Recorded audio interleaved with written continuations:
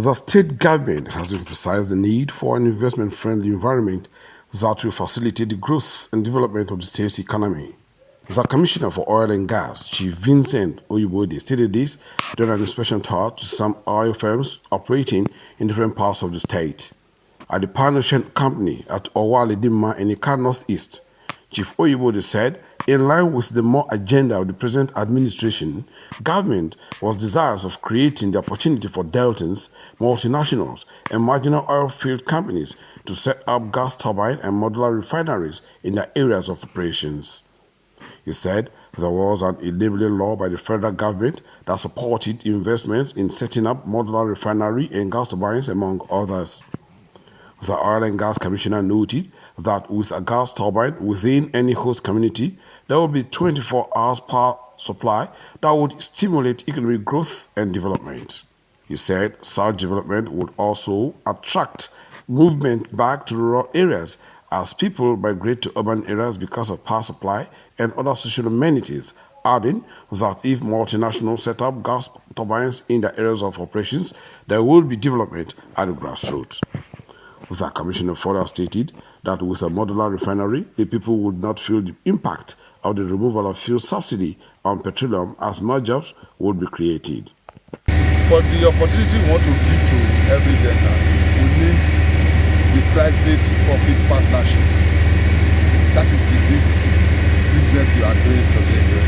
You are exploiting. We are not just here to say we want to collect revenue. What our concern is all about is where is your challenges?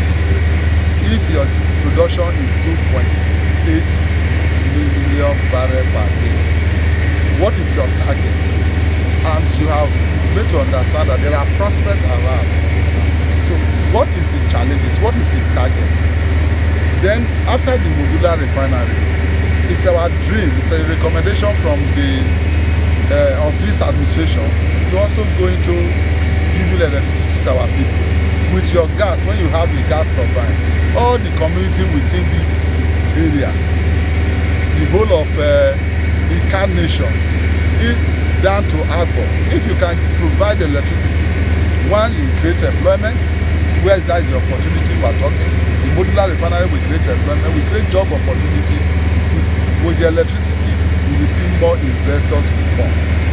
Productive organization will come because over-dependence is increasing, the economy is down.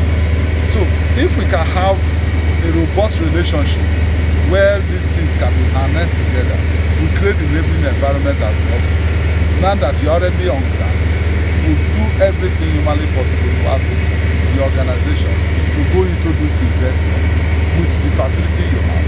We will move forward the state. He assured oil companies operating in the state that the Oborowori administration would continue to provide the enabling environment for them to do business. The base operator manager, Pan Ocean OML 147, Dr. Tubore Gwebre, said the company had 5 oil wellheads with a production capacity of 20,000 barrels of crude oil per day and 70,000 metric tons of gas per day. He said with the prospect of more hydrocarbon in the location, the company would soon drill another well to increase its production. Then when you do your proper processing of the gas, that gas is sold to helps, which they use to generate electricity. And we are also in partnership with one of our companies around that cluster, the NEPL, that's NNPC EMP 111. They supply gas already to Osiomo IPP. Osiomo produces 247 electricity for Benin City. That's what we are on at the base office. Dr. Bremer noted that the company had acquired land to build a refinery soon, adding that the refinery would be powered by gas. He appealed to the commissioner to assist the company to curb pipeline vandalism and oil theft. In another development, the Commissioner for Oil and Gas, Chief Vincent Oyubode, has warned crude oil thefts to desist from vandalizing pipelines and crude oil or face the wrath of the government.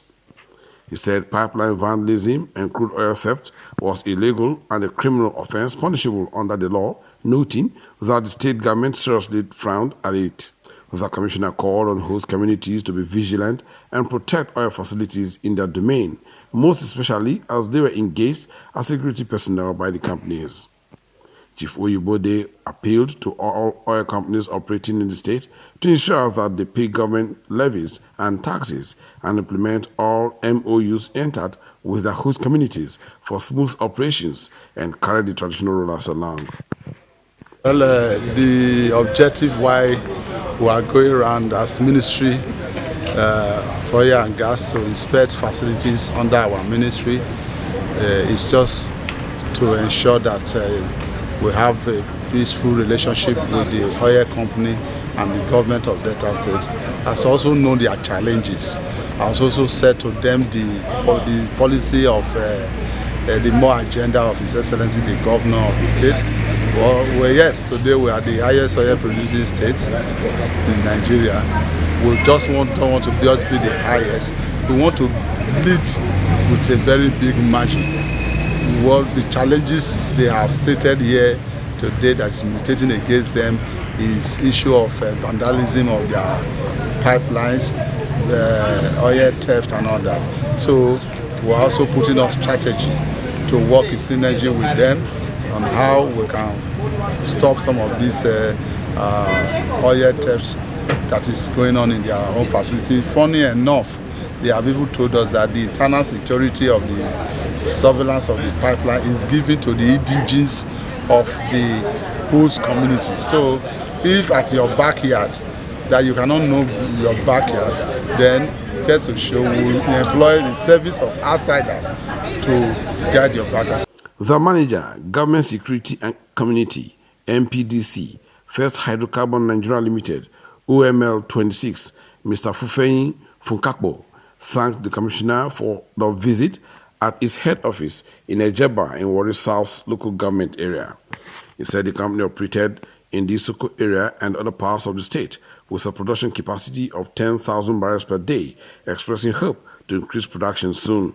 Mr. Funkakbo noted that the company would soon honor the PIA contract in line with the percentage approved, noting that the company was overstaffed because of the community. He said his company was faced with challenges such as pipeline vandalism, oil theft, and leadership tussles by communities and alternative evacuation of products whenever the Forkedo's trunk lines were having setback.